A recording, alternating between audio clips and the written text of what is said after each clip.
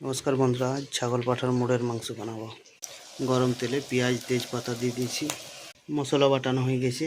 এই দেখুন পেঁয়াজ বাটা, গোলকি বাটা, আদা রসুনের বাটা, এদিকে লঙ্কা বাটা, পেঁয়াজের স্বাদ অনুসার লবণ দিয়ে দেবো। দেখুন আজ কাঠের জালে রান্না করছি।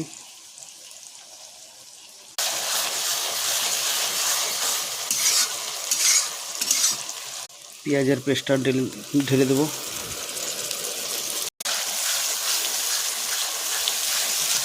পেঁয়াজ থেকে তেল ছেড়ে দিচ্ছে। এবারে আদা রসুন পেস্টটা দিয়ে দেবো।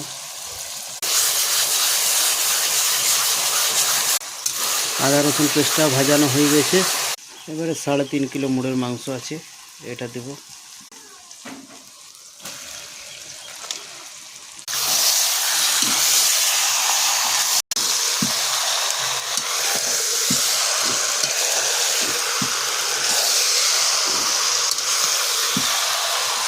জিরা গোলকি পেস্ট দিয়ে দেবো। লঙ্কা বাটাটা দিয়ে দিছি।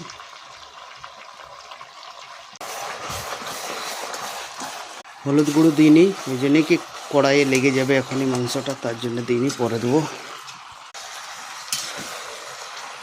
কালী পুজোর 2টো মোড় কিনেছিলাম, ওটাতে 3.5 কিলো মতন মাংস হলো। এবারে মাংসতে হলুদ গুঁড়োটা দিয়ে দেবো।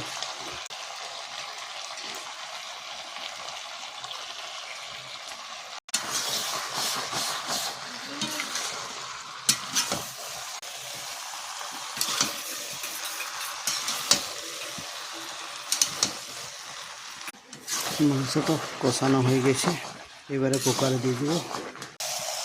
দেখুন মাংসর কালার দেখুন।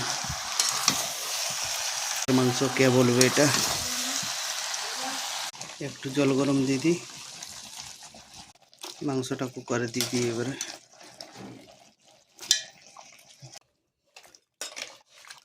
ফাইনালি কুকারে আমাদের 4 সিটি পড়ে গেছে। লাস্ট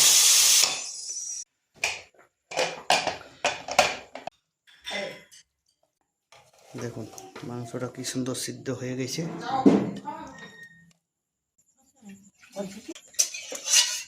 ভালো মিষ্টি আছে।